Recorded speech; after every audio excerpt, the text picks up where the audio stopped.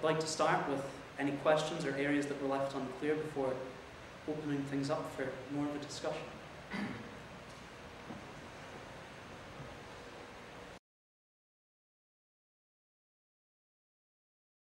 You present icons as sort of an outgrowth of Orthodox Christology, correct? So how then do you have the use of icons in the non-Chalcedonian churches if it's not an outgrowth of an Orthodox theology, but of Miaphysitism? So certainly non-Chalcedonian churches are not a speciality. But one would have to think there's still an argument to be made from God the Father has been seen by no one, but Christ was seen. This seems a fairly easy argument to make with an appeal to common sense and reason. The same would stand for the dove, which manifested itself at the baptism as the Holy Spirit. So it doesn't seem far-fetched to place those figures in an icon from an Oriental or Syriac mindset. I'm not as familiar with their theology of icons, but certainly I was trying to ground the way the Eastern Orthodox Church understands their grounding as squarely and firmly in Christ himself and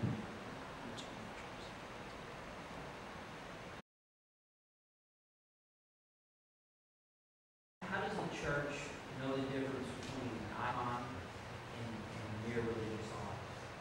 Sorry to address that. No, it didn't get addressed.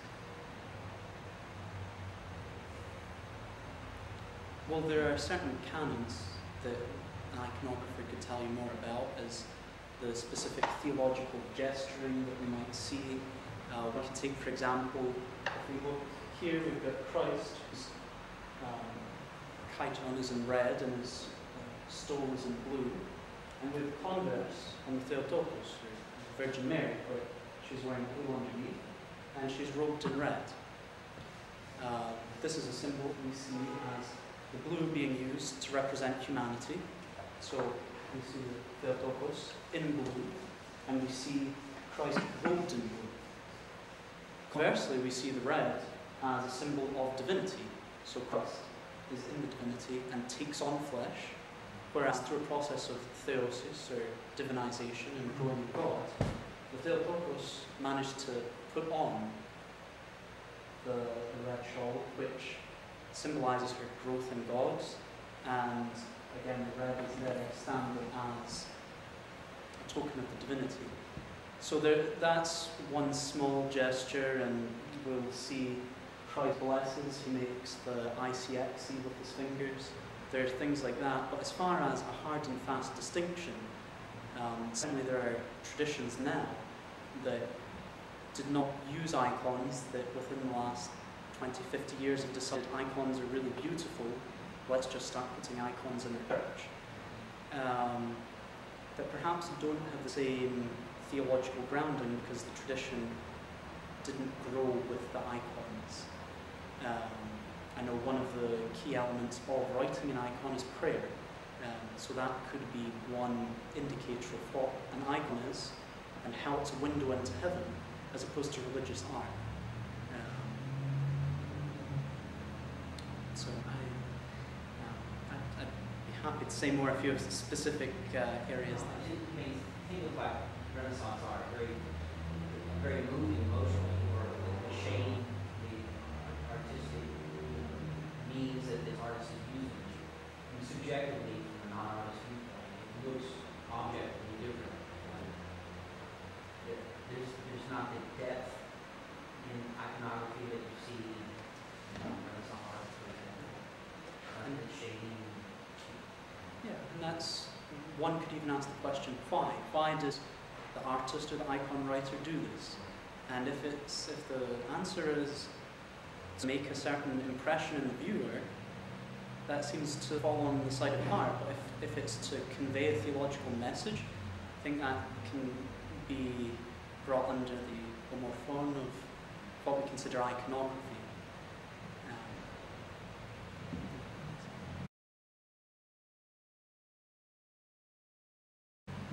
I had a very simple question, Daniel. These icons, have these been the same for like 2,000 years? And is it the church who basically blesses and says that this is an icon and this is worthy of a church? Then a sort of controlling council to say, yes, you can have this image in your church, or how does that get handled? So, a couple of ways to go about this. First, the first icon that we have is called the Odiatria, where the directress, it's of the Virgin Mary, and it was St. Luke, the apostle and evangelist, that wrote that icon. And it's a similar gesture here, where you see the Virgin Mary with her hand is directing us to Christ, whom she has in the crook of her arm. So clearly one could say that's canonical. It tends to be biblical events and saints. Sometimes what we'll see is someone that is anticipated to become a saint.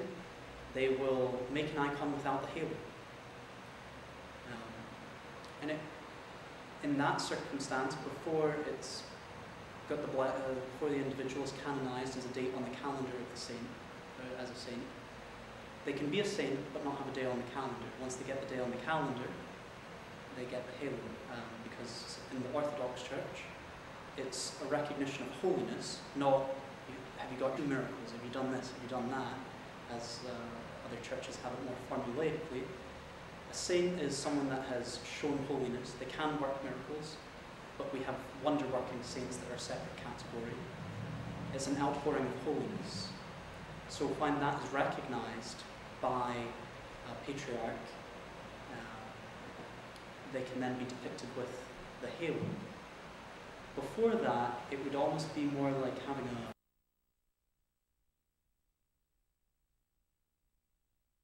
that way. As far as a governing council, I'm not just as familiar, but the history certainly it goes all the way back to the Apostle. Luke is writing icons, and when we go to countries that have a long and rich Orthodox tradition, be it Russia or Greece or the Holy Land, you see icons that are from the Byzantine period and even earlier that are very recognizable, because you turn and you see, oh, there's John the Baptist. He looks the same in my church in Vermont as he does when I went to visit the Holy Land or visit Greece or Russia or Serbia. There have been certain forms that have been canonized, and even if you don't read the Greek alphabet or the Cyrillic alphabet, you can see the gesture of the saint and say, oh, there's Peter, there's Paul, there's Christ, there's the Theotokos.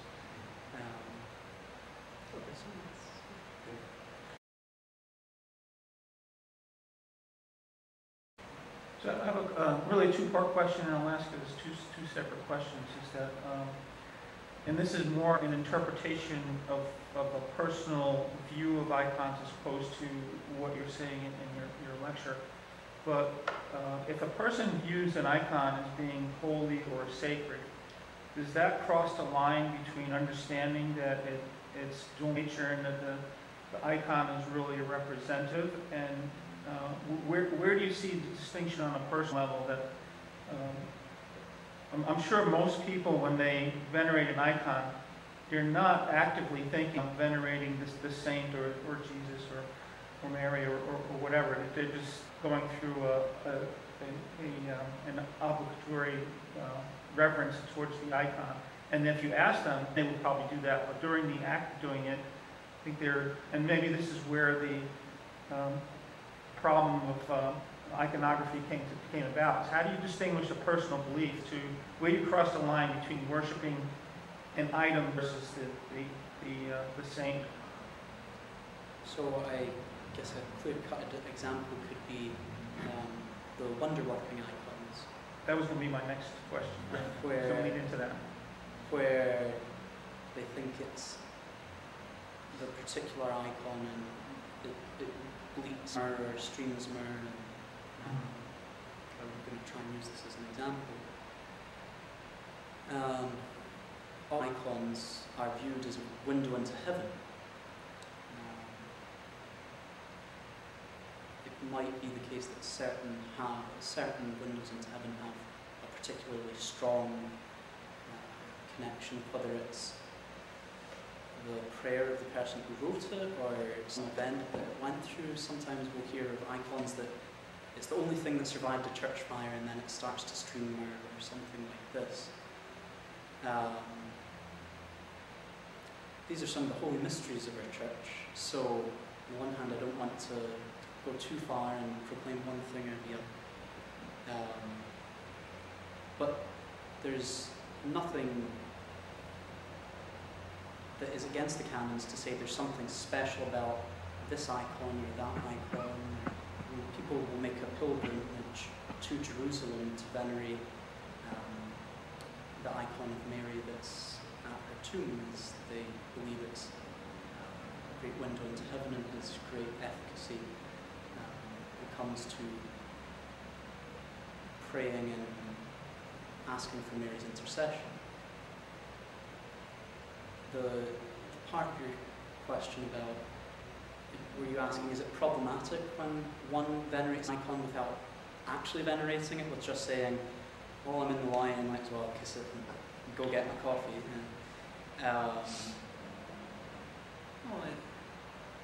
I'd say it's a bit of a shame because the person's not fully present in the moment and is not understanding the riches that are in front of them in an icon, because the theology is very beautiful in that the icon is taken entirely of natural materials. It's written on wood as the board, and all of the colours are taken from ground minerals. The binding agent is egg yolk. So it's a very strong theological statement about being able to take the creation that God has given us and the things of this earth and turning them into a window into heaven, and saying that somehow it's possible in the here and now to get a glimpse of the kingdom, and perhaps on an all-night vigil or a great celebration, one might be able to make the case for the same thing, as they're seeing something very special. But again, this veneration is not only restricted to icons. When Father Ephraim is out, you'll notice multiple times during Orthodox and liturgy, he senses all of us, he senses the people. And that's because we are living icons. If we are made in the image and likeness, so we retain the image and we grow in the likeness, this is our deification. There's something in us that does represent God, and there's a special way that God indwells in us. And that's something that's very special about the exchange of something such as the kiss of peace in liturgy or service, that recognizing the icon that is in the other. And maybe something the next time Father goes around with the censer, it's something to remember when we're asked to love the neighbour as the self. It demands a certain level of self-love. It demands we remember we're made in the image, and we are in a mystical way an icon of God. And that a lot of the arguments for human dignity in the Christian tradition still come up. Perhaps I wandered too much and didn't get It's a difficult question, so I understand that. And it goes to the heart of what your talk was. But you brought up the concept of miraculous icons. And I would be troubled by the fact if someone went to see and observe one of the icons that have been documented as performing miracles with the expectation that they would obtain a miracle. I would say that expectation is probably crossing the line between worshiping an idol and worshiping, and that is going to get your thought on that. Well, I guess this would go to the question of, can we fully understand God and his reasoning, and oh my, I can't look down, why did you do this to me, God? There might be a very good reason. But that's God to know and not us. And so too, just because you go to venerate an icon that is known to be wonder-working, doesn't mean it will work for your petition, and we have to understand that everything is in God's providence, so that not working a particular miracle that you're asking for will hopefully be for the salvation of your soul, whereas granting a miracle for someone else hopefully will be for the salvation of their soul. But my question is more of the expectation, that if you had that expectation, doesn't that cross the line and essentially become an idol? In a way, I think it makes God too small, because then one is trying to build God into kind of an axiom for living. They're saying, well, if I do kind of proposition 1, 2, and Exactly. based on this axiom, I'll just turn on the grace spigot and get my little miracle, and that's kind of the fudge factor to make my life happy. Yeah, that becomes problematic, but I think in a way there needs to be an iconoclasm on the mental level. Asking for the prayers of a saint is not problematic. Thinking that the saint might answer those prayers is not problematic. But thinking that we can suss out when God is going to act, that's the problem. So the iconoclasm has to happen in the thought process and say, well, I can't sort out God's justice, I can't sort out God's miracles, but I have to trust that He's good and loving, and His a beautiful word in Greek is philanthropos, and it's often translated the lover of mankind. So we have to trust that whatever God's will is, it is upbuilding, and that's why it's always thy will be done. Not my will be done, thy will be done. Which is often a very difficult thing, and our neighbours are often a good way to remind us of learning this humility. So,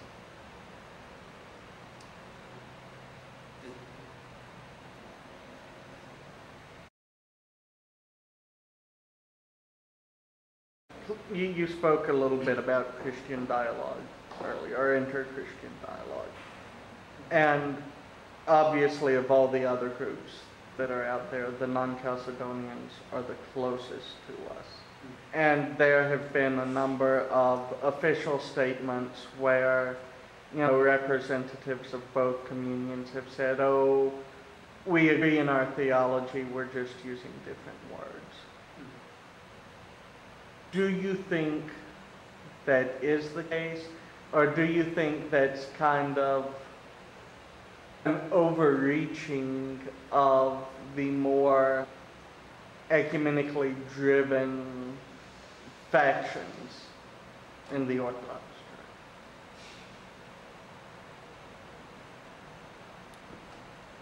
Church?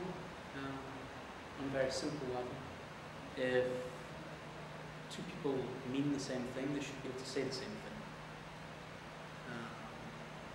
So it shouldn't be problematic for one side to start saying what the other side is saying, or vice versa.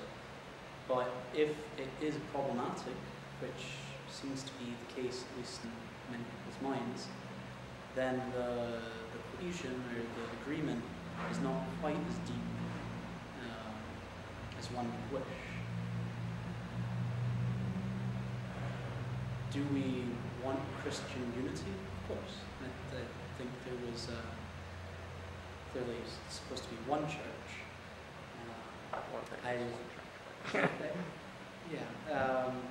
So for there to be other Christian groups, what is it to be Christian? Well, you look at the very early church, it meant to be part of the church. To be a Christian was to be in the assembly of Christians, and what was the assembly of Christians? There was a clear succession as being taught by the apostles.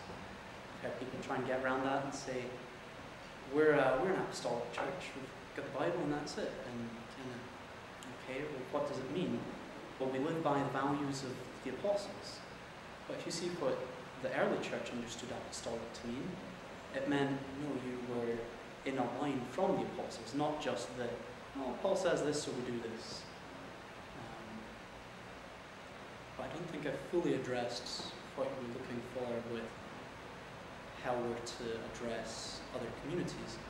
And so clearly it's a great blessing to have unity. But at what And if the sentiment is such that we're saying the same thing, but we're uncomfortable using the same words to say it, that might reveal a deeper truth about whether or not one is really speaking the same language as the other.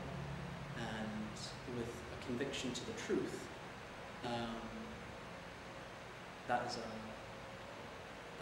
the pearl that one would sell all the riches for to attain, as we read in the Gospels. And that is difficult at times, but certainly far sweeter than just being able to all hold hands and say, well, we're all together. All equally is wrong, but at least we're all together in equal wrong. The striving must be for the true teaching or the true worship.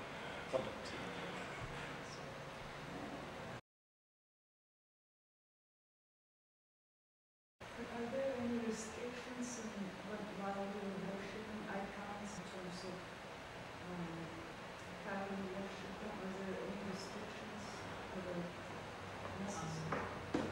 What do you have in mind as a restriction?